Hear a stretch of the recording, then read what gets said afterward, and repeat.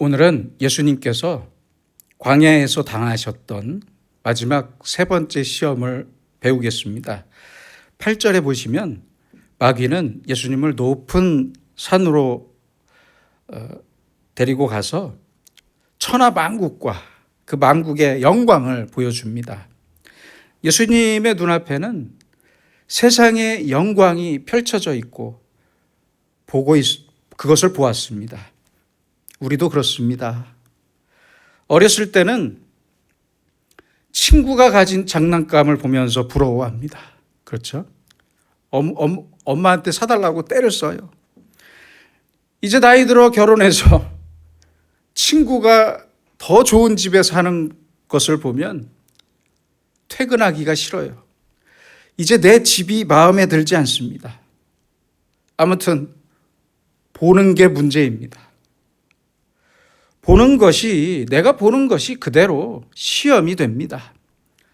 빛의 화가로 불리는 유럽의 위대한 화가였던 렘브란트는 이런 말을 했습니다. 그림은 화가가 무엇을 보는지에 따라 결정되지만 더욱 결정적인 것은 화가가 그것을 어떻게 보느냐이다.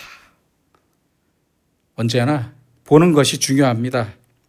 오래전의 이야기입니다만 막 결혼하고 신혼생활을 하던 제 후배가 어느 날 갑자기 저한테 이런 말을 하더라고요. 형님, 퇴근하는 길에 버스에서 정말 아름다운 여자를 봤는데 넋을 놓고 쳐다보다가 두 정거장이나 지나쳤습니다.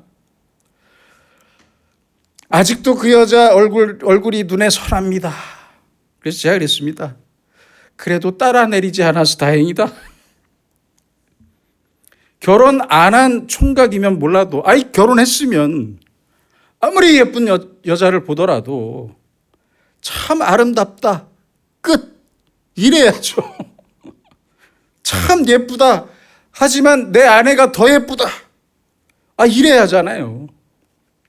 그런데 예쁘다고 해서 그 여자를 쫓아가기라도 하면, 뒤따라가기라도 하면 어떻게 되는 겁니까? 탤런트나 영화 배우가 예쁘고 멋지다고 해서 내 일을 다 팽개치고 그 집 앞에서 하염없이 기다리면 어떻게 되겠습니까? 사생팬이라고 아시죠? 연예인들의 사생활을 쫓아다니는 극성팬을 말하는데 어떤 사생팬은 자기가 좋아하는 배우의 집에 무단으로 침입까지 했다고 합니다. 이러면 서로가 피곤한 거예요. 서로 망가집니다. 어떤 책에서 보니까 네 가지가 좋은 사람이 문제라고 합니다. 바로 눈, 귀, 코, 입맛인데요. 눈이 너무 좋아서 보지 말아야 할 것이나 안 봐도 될 걸 보는 게 문제랍니다. 또 귀가 너무 좋아서 듣지 말아야 할 말을 들어서 문제고, 어떤 사람은 코가 너무 좋아서 남들은 맡지 못하는 냄새를 맡아서 머리가 아프대요. 입맛이 너무 좋은 것도 문제예요. 적당해야죠. 아무튼 감각 중에서 사실은 본다는 것에 시험이 있습니다. 무엇을 보고 어떻게 보느냐가 중요합니다. 오늘 마귀가 예수님께 보여준 것처럼 천하만국과 영광만을 보면서 사는 사람들이 많아요. 영적인 시각, 영적인 눈은 이미 장님이 되어서 죄악도 구별하지 못하고 멀리 볼 줄 모르고 깊이 보지 못하면서 천하만국과 세상의 영광과 화려한 것만 봅니다. 그리고 쫓아갑니다. 바로 이것이 문제라는 말씀입니다. 저는 며칠 전에 유튜브에서 이런 제목의 영상을 봤습니다. 타운하우스 6개월 살고 떠나는 이유? 어느 젊은 남성이, 나이 든 분이 아니라 젊은 남성이 결혼을 했어요. 그리고 타운하우스가 좋아서 6개월 정도를 살았는데 자신이 꿈꿨던 생각과 그 타운하우스에서의 현실이 너무 달라서 다시 이사를 준비하고 있다고 합니다. 처음에 이사했을 때는 그렇게 좋았대요. 너무 좋았대요. 자기가 키우는 강아지 2마리도 잘 뛰어놀 수 있을 것 같고, 야외 잔디 마당에서 친구들과 고기도 구워 먹으면서 행복할 것 같았대요. 대부분 그렇게 생각하지 않아요?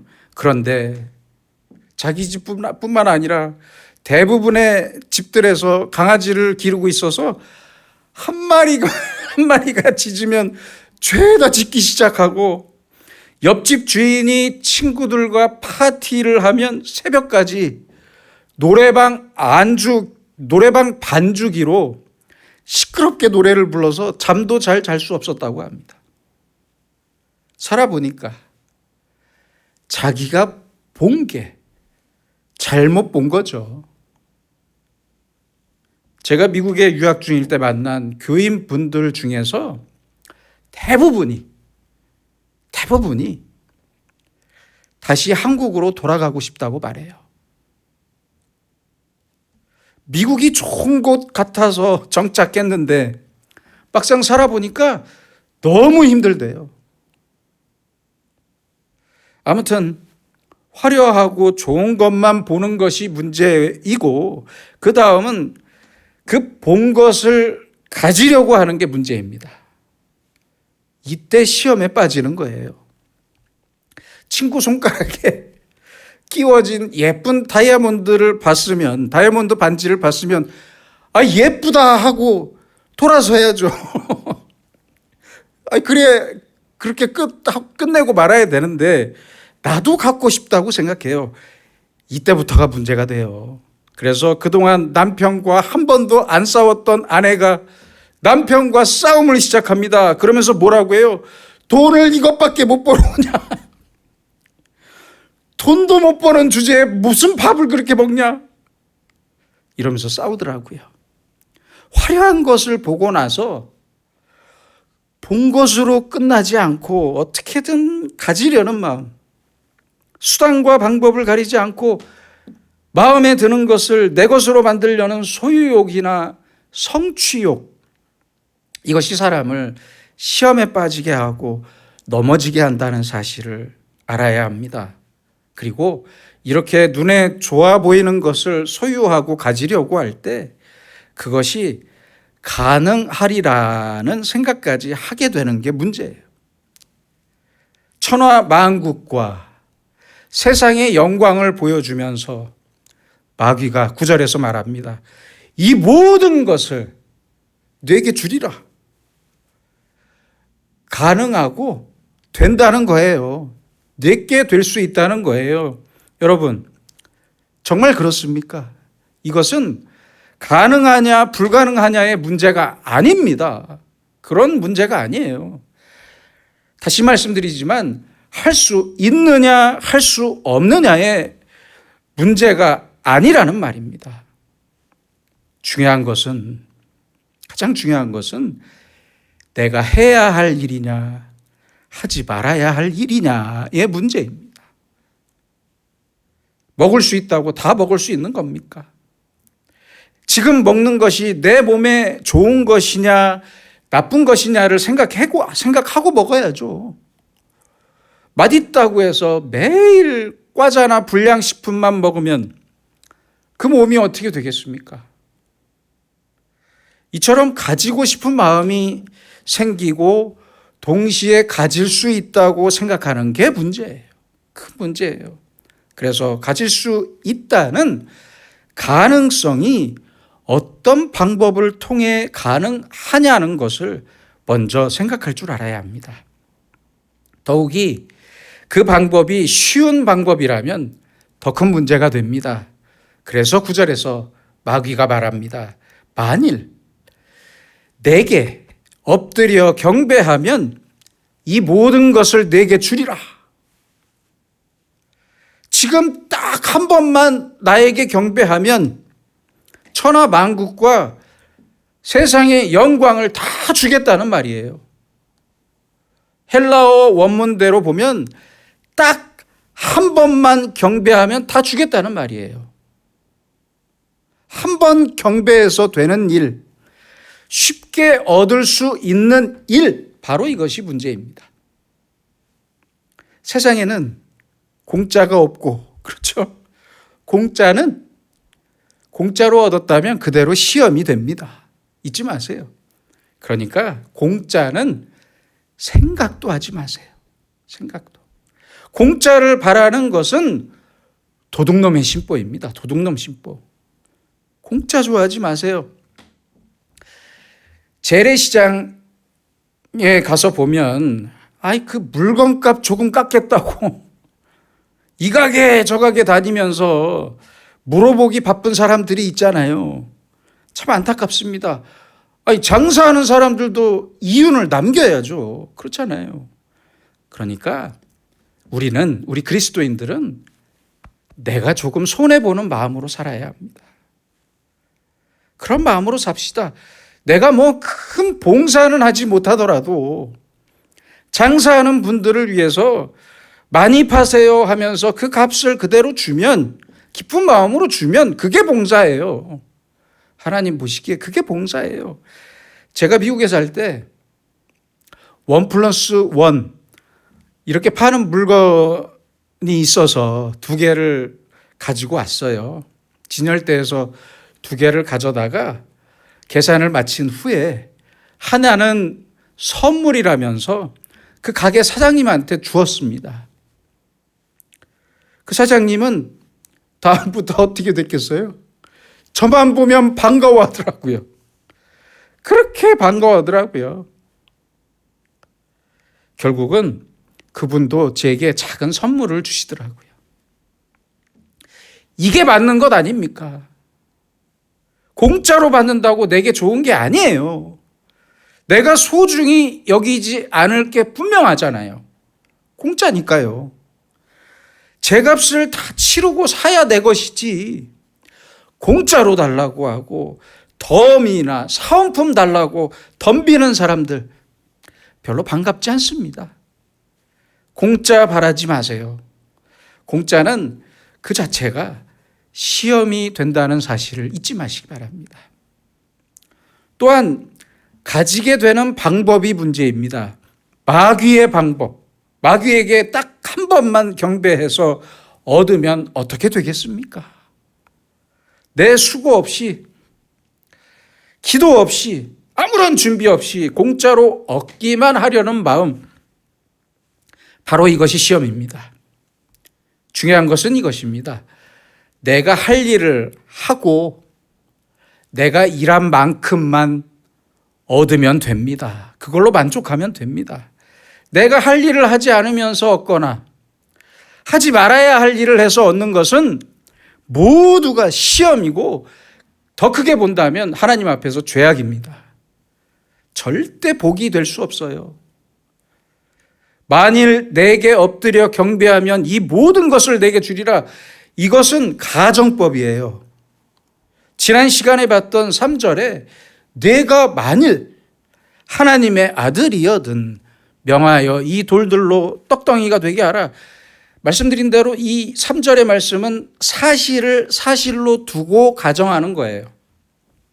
반대로 오늘 본문에 만일 내게 엎드려 경배하면 이 모든 것을 내게 주리라. 이 말은 사실이 아닌 일을 가정하는 거예요.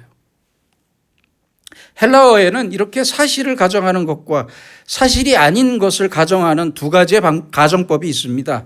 그래서 오늘 본문의 가정법은 추상적인 가정법입니다. 사실이 아닌 일을 가정했잖아요. 마귀는 세상에 영광을 줄 수 없습니다. 그리고 예수님께서 경배도 안 할 겁니다. 그러나 만일 경배하면 주겠다는 거예요. 철저하게 거짓말입니다. 추상적인 가정법입니다. 생각해 보세요. 마귀에게 경배해서 무엇을 얻겠다는 겁니까? 무엇을 얻을 수 있다는 말입니까? 바로 이게 시험입니다. 좀 더 깊이 생각해 보면 적당한 타협의 문제입니다. 적당한 타협. 그게 문제예요. 마귀와 적당한 타협을 한다는 거예요. 천하 만국과 영광을 얻고 싶은데 마귀와 적당히 타협을 해서 무엇을 얻을 수 있냐는 말입니다. 불의와 적당히 타협하고 부정과 적당히 타협하고 거짓과 타협하고 악과 타협하면서 대충 빠르게 무슨 일을 이루려고 하는 생각은 그래서 근본적으로 잘못된 생각입니다. 그런 생각하지 마세요. 예수님은 마태복음 26장 52절에서 말씀했습니다. 칼을 가지는 자는 다 칼로 망하느니라. 칼이라는 폭력으로 이룬 일은 똑같이 칼이라는 폭력으로 망한다는 말씀입니다. 그래서 우리는 오직 사랑의 방법, 의로운 방법, 진리의 방법만이 우리의 궁극적인 의를 이룰 수 있는 겁니다. 실화입니다.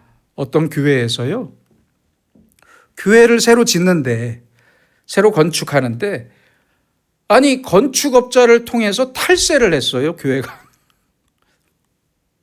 교회를 다 짓고 나서 그 사실이 드러나자 많은 벌금을 물어야 했습니다. 게다가 교회 건물도 부실하게 지어져서 더 많은 손해를 입었어요. 장로들도 그래서 편이 갈려서 싸우고 결국 담임 목사가 책임을 지고 사표를 냈다고 합니다. 참, 여러분, 불의와 적당히 타협하면서 어떻게 하나님의 뜻을 이룰 수 있겠습니까? 그럴 수 없습니다. 또한 마귀에게 굴복하면서 무슨 일을 이룰 수가 있겠습니까? 딱 한 번이면 된다고요? 딱 한 번이라고요? 딱 한 번의 신사참배가 우리나라 교회 역사에 어떤 파장을 몰고 왔습니까? 딱 한 번의 마약이 사람을 완전히 망치고 맙니다. 깊이 생각해야 합니다. 예수님께서는 10절에서 마귀에게 명령하십니다. 사탄아, 물러가라. 물러가라. 주 너의 하나님께 경배하고 다만 그를 섬기라. 오직 하나님만 섬겨라. 아무리 배가 고파도 오늘의 예수님께서는 마귀와 한치의 타협도 없었습니다. 베드로는 마태복음 16장 16절에서 예수님께 고백했습니다. 주는 그리스도시요 살아계신 하나님의 아들이시니이다. 예수님께서는 이 베드로의 고백을 듣고 천국의 열쇠를 주셨어요. 그리고 십자가의 죽음과 부활을 말씀하셨습니다. 그러자 기분 좋았던 베드로가 예수님을 말리면서 말합니다. 주여 그리 마옵소서, 이 일이 결코 주께 미치지 아니하리이다. 그러자 예수님은 베드로에게 단호하게 말씀하셨습니다. 사탄아, 사탄아, 내 뒤로 물러가라. 그러셨잖아요. 방금 전에 너는 베드로라고 하셨던 예수님께서 한치의 양보도 없이 사탄아 물러가라고 말씀하셨습니다. 베드로를 사탄이라고 하셨어요. 경제적으로 많이 어려웠던 개척교회 목사님이 사모님에게 이렇게 말했답니다. 여보, 나중에 교회가 부흥되면 좋은 옷 사줄게. 조금만 기다려. 사모님도 네, 알았어요. 걱정 마세요. 그랬답니다. 그런데 어느 날 목사님이 집에 와서 보니까 이 사모님이 비싼 옷을 입고 거울을 보고 있더래요. 아니 여보, 그 비싼 옷을 어떻게 산 거야?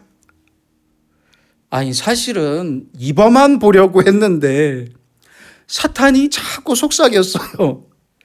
사모님 너무 잘 어울리십니다. 아니 여보, 그럴 때는 사탄아 물러가라 이렇게 말하라고 했잖아. 그렇게 했어요. 그런데 사탄이 뒤에서도 속삭이더라고요. 뒤에서? 네, 사모님 뒤에서 보니까 더 예뻐요. 그래서 샀어요.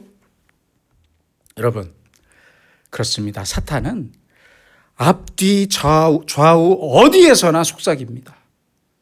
내 남편도, 내 아내도, 사랑하는 내 아이들도, 자식도 사탄이 될 수 있어요. 베드로도 사탄이 되었잖아요. 예수님은 사랑하는 제자인 베드로를 향해 단호하게 말씀하셨잖아요. 사탄아, 물러가라고. 그러니까 여러분, 적당한 건 없어요. 적당한 건 없습니다. 타협이라는 것은 있을 수가 없어요.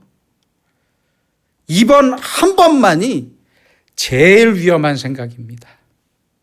그리고 오늘도 역시 예수님께서는 말씀으로 마귀를 물리치셨습니다. 10절에 보니까요, 기록되었을 때 주 너의 하나님께 경배하고 다만 그를 섬기라 하였느니라.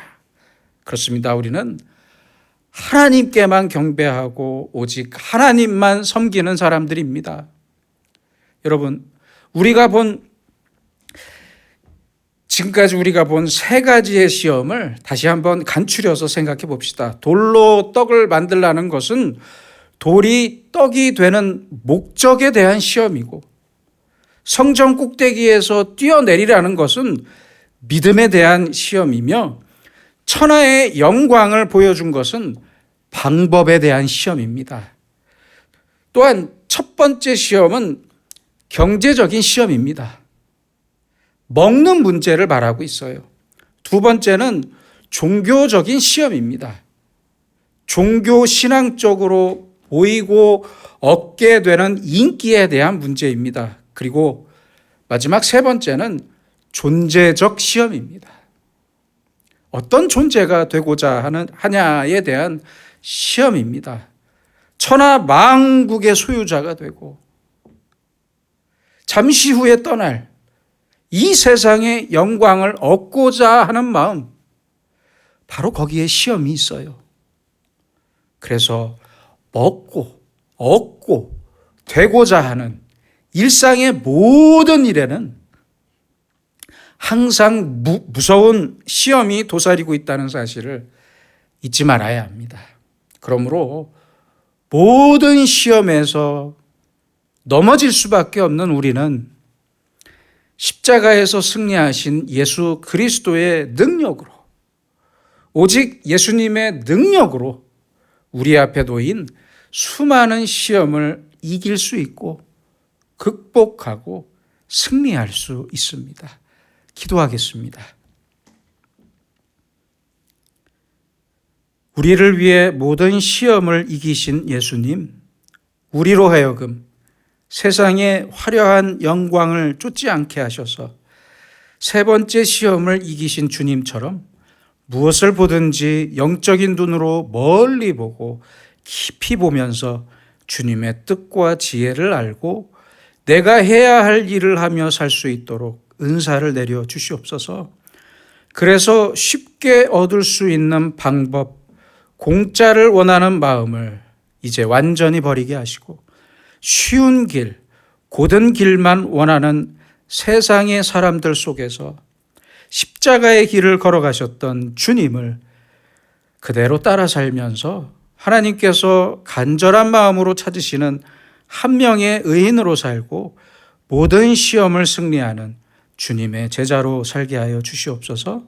예수님의 이름으로 기도드립니다. 아멘.